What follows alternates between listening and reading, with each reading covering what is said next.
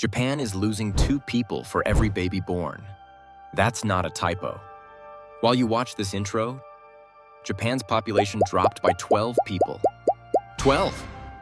That's like a whole basketball team plus substitutes just poof, gone.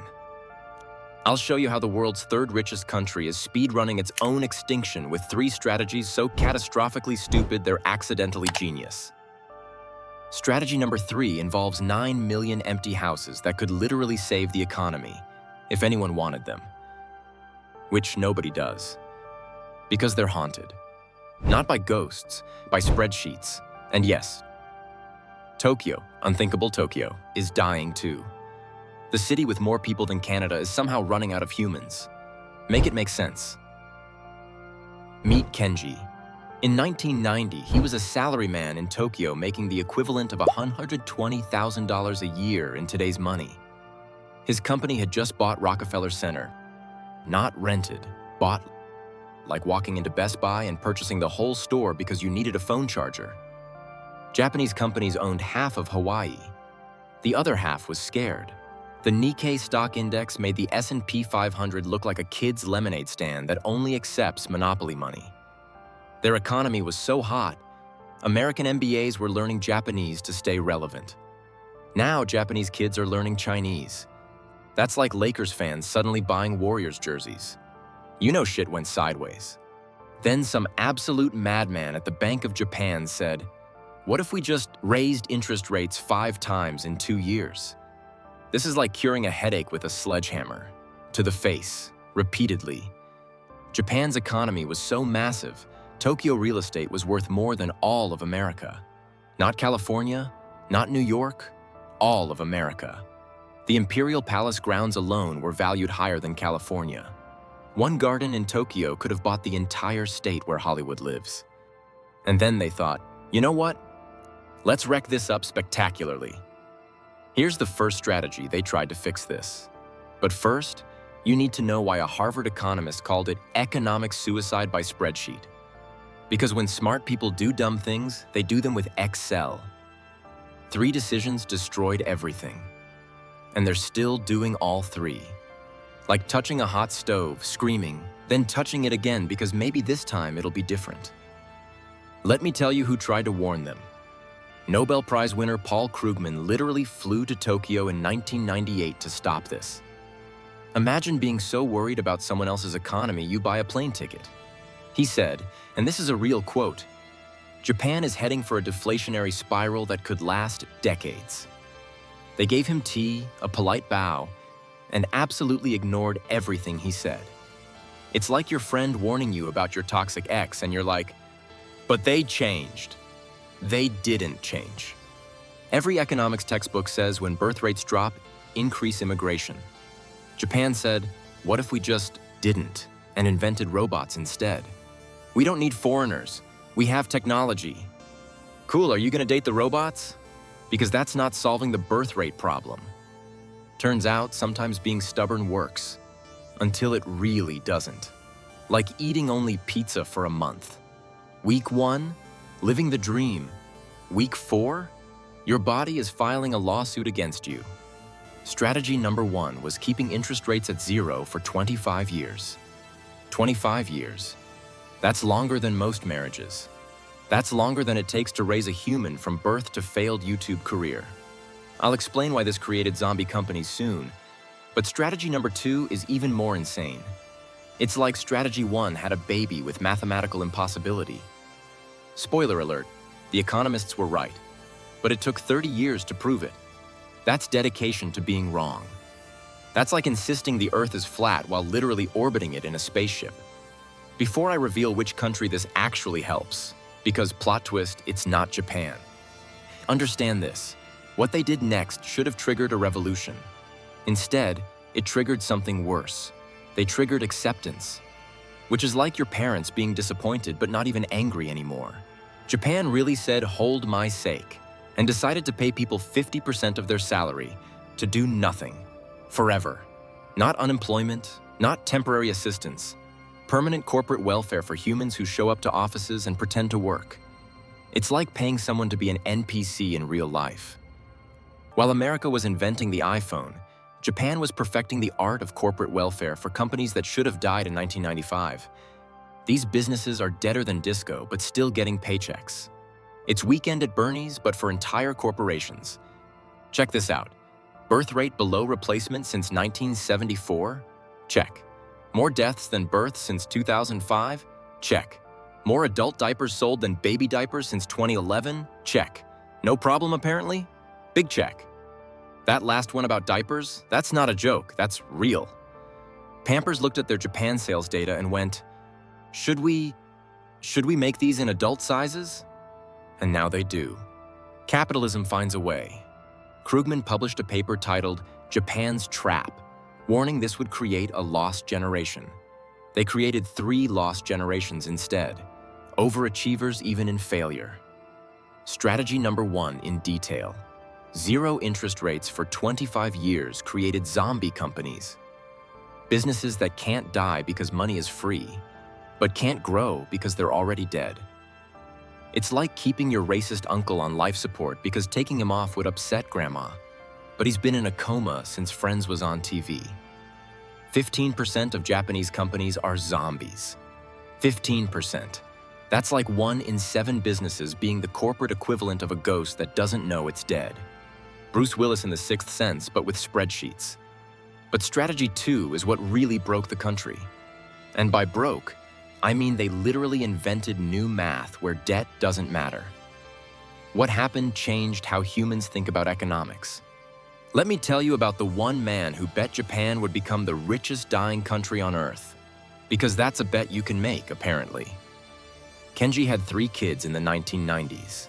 His eldest son, Takeshi, graduated university in 2009. Starting salary? $35,000. His dad made triple that in 1990. Adjusted for inflation, Takeshi makes less than a McDonald's manager in Denmark. His apartment costs more than Kenji's mortgage. The apartment is so small, he has to go outside to change his mind. Takeshi is 38, unmarried, and I shit you not, lives with a body pillow that has a name. The pillow has an Instagram account. It has more followers than me. I'm not jealous of a pillow, I'm not. Prime Minister Shinzo Abe woke up in 2012 and chose violence against math itself. Called it Abenomics, which sounds like a disease you'd catch from bad sushi. His plan? Print money until the economy moved. Not grew, just moved. Like poking a dead body with a stick to check if it's really dead. Step 2, buy your own government bonds. Yes, they bought their own debt. That's like paying off your credit card with another credit card you own. Step 3, pretend this is normal. Step 4, there was no step 4. They didn't think that far ahead. Strategy number 2, weaponized money printing. The Bank of Japan now owns 50% of all government bonds. They literally bought their own debt with money they invented. That's like writing yourself a check for $1 million and then cashing it at your own bank that you also own. The Federal Reserve said this would cause hyperinflation. Instead, year 1, nothing happened. Year 5, still nothing. Year 10, inflation finally hit 2% for 3 months. Then it went back to sleep. International headlines read, Japan discovers perpetual motion machine for economies. The Economist had to create a new section called We Don't Understand This Either. Here's the thing about ignoring the rules. It works until the entire world copies you. Now everyone's printing money. Japan didn't solve economics. They broke it so hard, everyone else decided broken was the new normal. Meanwhile, Takeshi's dating life is a disaster zone. The last time he matched with someone on a dating app, flip phones were still cool. Oh, and if you're enjoying this bizarre economic fever dream, hit that like button. It's free, unlike everything in Japan. By 2020, something happened that nobody predicted, not even them. And it involves strategy 3, the one that created 9 million abandoned houses worth negative money. Yes, negative. You have to pay people to take them. By 2023, Japan's working age population dropped below 60%. That's 1 worker supporting 1 retiree. The math doesn't math. It's like asking one person to carry another person while both of them are on fire. The Economist called them the land of the setting sun, which honestly is brilliant wordplay for an economic disaster. It's shade thrown with a PhD. They were so desperate. They tried to pay people to have babies. 420,000 yen per child. That's about $3,000. For a human. A whole human that needs food for 18 years costs more than my car, and they're offering PlayStation money. Nobody took it. The money wasn't the problem. The problem was nobody wants to raise kids in a country that's speed-running the apocalypse. Krugman went on Bloomberg saying, "Japan is the ghost of Christmas future for every developed nation." Which is terrifying because have you seen Christmas Future? Takeshi hasn't been on a date in 5 years. Dating apps show him women who want men making triple his salary. The apps literally have an income filter. It's Tinder but with tax returns. But he noticed something in rural Hokkaido, something weird. Houses, hundreds of empty houses, just sitting there, like a suburban zombie apocalypse where the zombies got bored and left. Fun fact, every dying country thinks they're special. Japan actually is. They're dying faster and weirder than anyone else. They're the Usain Bolt of population collapse. Then abandoned houses entered the chat, and everything changed. I'll show you the one metric everyone missed. The one that proves Japan isn't dying. It's transforming into something economics has never seen before. It was hiding in those 9 million empty houses, and you'll understand why China is copying them. Because when China copies your homework, you either failed spectacularly or discovered something genius. Takeshi discovered Akiya, abandoned houses selling for less than a used Toyota. Not a nice Toyota. Like a 2003 Corolla with suspicious stains. He bought one for $10,000, then another, then 5 more. His friends thought he'd lost his mind. Why are you buying haunted houses? They're not haunted. Then why are they empty? Because everyone's dead. That's worse. Because he understood what economists missed. Japan isn't shrinking randomly. It's consolidating. Everyone's moving to Tokyo. It's like the entire country is playing musical chairs and Tokyo is the only chair left. 3 things happened in 2024 that changed everything. The third one shouldn't be legal anywhere. It's so crazy. International law is like, are you sure that's allowed? Thing number 1, foreign workers hit 3.5 million, tripled in 10 years. But they're not immigrants, they're technical trainees. That's like calling Uber drivers transportation consultants. It's the same thing with extra steps. Japan created a loophole so big you could drive a Gundam through it. Thing number 2, Tokyo gained population while 46 of 47 prefectures shrank. The entire country is moving to one city. It's like America if everyone just decided, forget it, we're all moving to New York. The other cities are just ghost towns with vending machines. But thing 3, the quasi-legal one. First, you need to understand why it almost caused a war with America. Not a real war, a trade war, which is like war but with spreadsheets instead of missiles. Strategy 3. Japan started selling citizenship through property. Buy enough Akiya, get permanent residence. It's not technically selling passports, but it's selling passports, with extra steps. Like those it's not a pyramid scheme schemes that are absolutely pyramid schemes. For context, that's more abandoned houses than New York City has people. 9 million empty houses. That's not a housing crisis. That's a housing apocalypse. That's enough empty houses to give every homeless person in America 18 houses. 18. Krugman deleted his "Japan is doomed" tweet thread. But the internet doesn't forget, Paul. I screenshotted everything. It's in a folder labeled "Economists Being Wrong," and it's my favorite folder. Turns out, managed decline plus selective immigration equals the world's first post-growth economy. Economics textbooks are frantically adding chapters. Publishers are like, Chapter 12, when countries decide dying is fine, actually. What happened next made them so attractive to foreign money, they could literally profit from dying. Let me blow your mind with some numbers.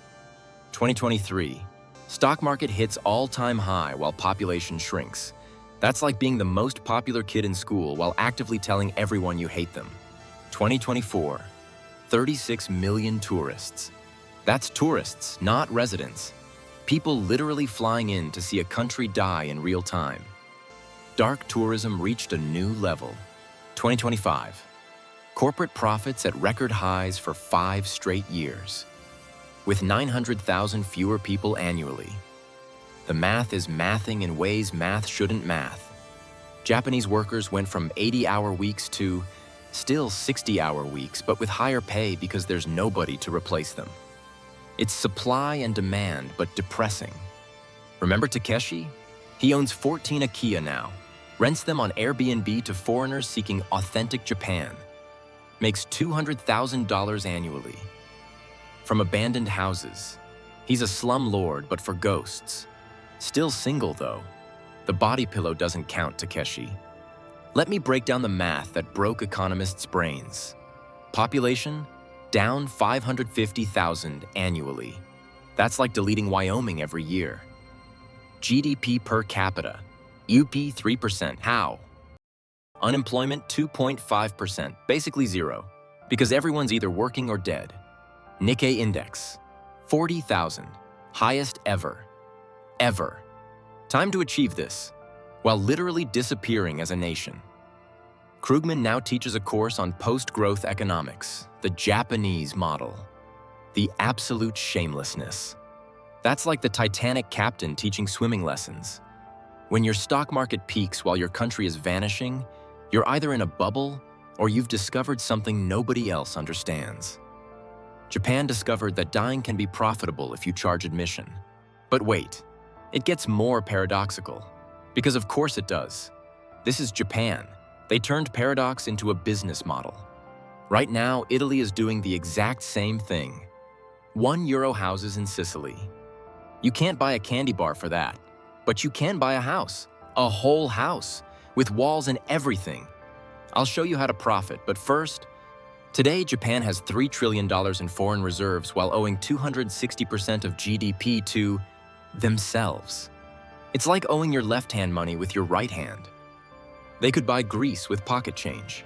They could buy several Greases. Greases, greasy, whatever the plural is, they can afford it.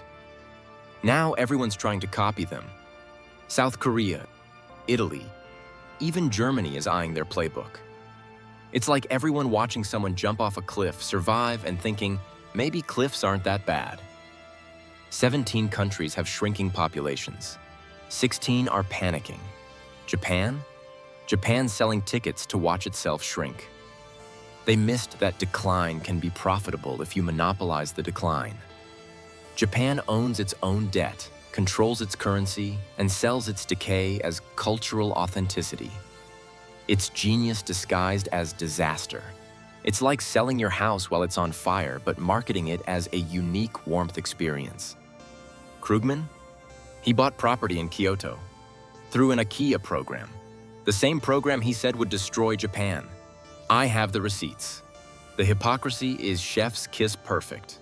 If a country can get rich while disappearing, what's your excuse for being broke? You have all your people. Use them. The best part?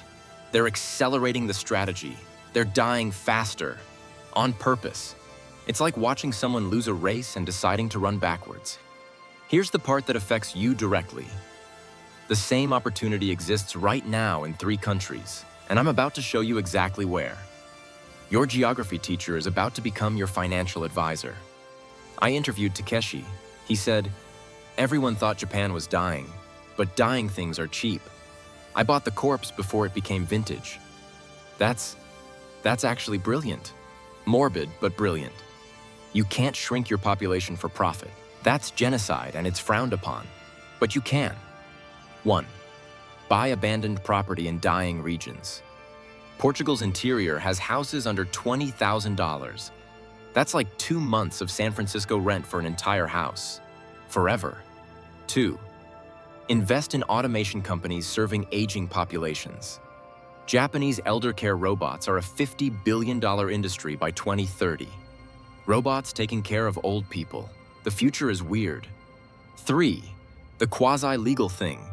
Citizenship arbitrage through property investment. 10 countries now offer residency for property purchase. It's like collecting passports, but with real estate instead of Pokemon cards.